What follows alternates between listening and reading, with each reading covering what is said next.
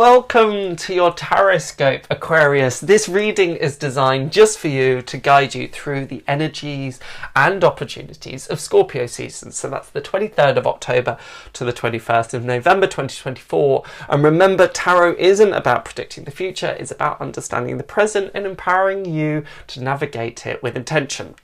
I'm Fingal, a professional tarot reader and psychic, and the founder of the Wellness Foundry. So let's dive into the cards and see what message the universe has for you, Aquarius. So whether you're looking for clarity, inspiration, or a gentle reminder, there's always something to learn from the cards.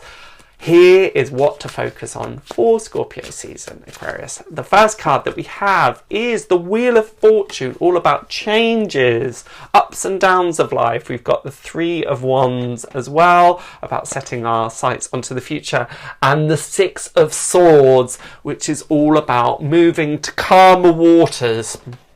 That seems a very, very fitting theme for you. It's interesting, isn't it, this combination of the Aquarius and the Scorpio energy, because the Six of Swords summarizes it beautifully. It's got the water in the background, but also got the element of air through the swords riding over the top. So it's about how do we navigate some more of those turbulent times, or those turbulent emotions that may be laying underneath. The Wheel of Fortune, as I say, is the card of change. It's about the ups and downs of life. What goes up must come down. So don't be surprised if it's a slightly capricious time for you, Aquarius, that it is a kind of, maybe things feel slightly in flux, maybe things feel kind of very changeable, bit like a weather vane pointing in all certain different directions.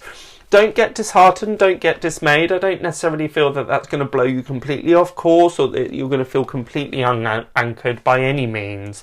Particularly with the Three of Wands and the Six of Swords. If that was in combination, if the Wheel of Fortune was in combination with different cards that showed those challenges around those changes, maybe there'd be a different message.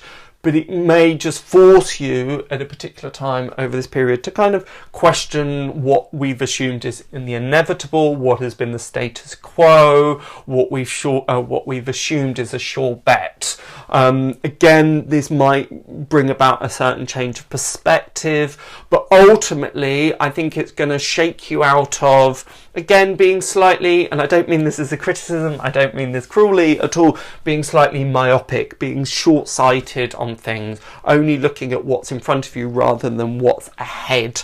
I feel that it's about forcing you into thinking about the bigger picture. Again, maybe moving towards 2025 is starting to open up these questions, this awareness of actually what do I want in a bigger way. This is particularly true of the Three of Wands. You can see the protagonist is looking far out into the distance, but the great thing is the whole world is laid out before him. He can move in whichever direction he wants to go in. So even though things may feel a little bit topsy-turvy, they feel a bit off, you might feel a bit off kilter at times, it's just to wake you up, it's to shake things up and bring a certain kind of awareness, jolt you into action effectively, because Six of Swords is about moving forward to calmer waters where there have been turbulent times.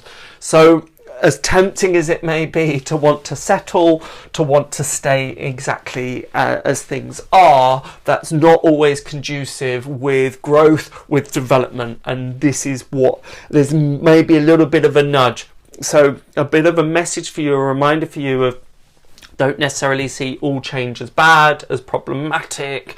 At the time, it might be a bit frustrating, a bit uncertain. That's often the issue with change, right? That it brings about a fear of the unknown, or what might come next, or are things going to be so different? But I like that, I enjoyed that. But actually, sometimes if we do get stuck or stagnant or stale, it's usually born by the fact that we're just staying in the same place. So whatever changes may come about over Scorpio season, I would get you on your knees, kiss the feet of change and say thank you so much, because obviously bigger, brighter and better things are ahead for me. And this is very much about the Six of Swords. It's about ensuring that you don't settle one of my favourite sayings is, the good is the enemy of the great. When things are comfortable and easy, there's another quote that I read recently in The Prophet, an amazing book if you ever get the chance to read it, that says, comfort robs us of our ambition. Because we just, this is fine, why would I want to change? And actually, sometimes change and enforced change can be the most useful thing, but typically the ego gets in the way and goes, I don't want this isn't what I expected, this isn't what I planned. So ensure that you're safeguarding and rather looking at change as an opportunity rather than a hindrance or an inconvenience. So I hope that helps. I hope that sparks some inspiration for you in Scorpio season, and have a wonderful, wonderful season. Bye for now.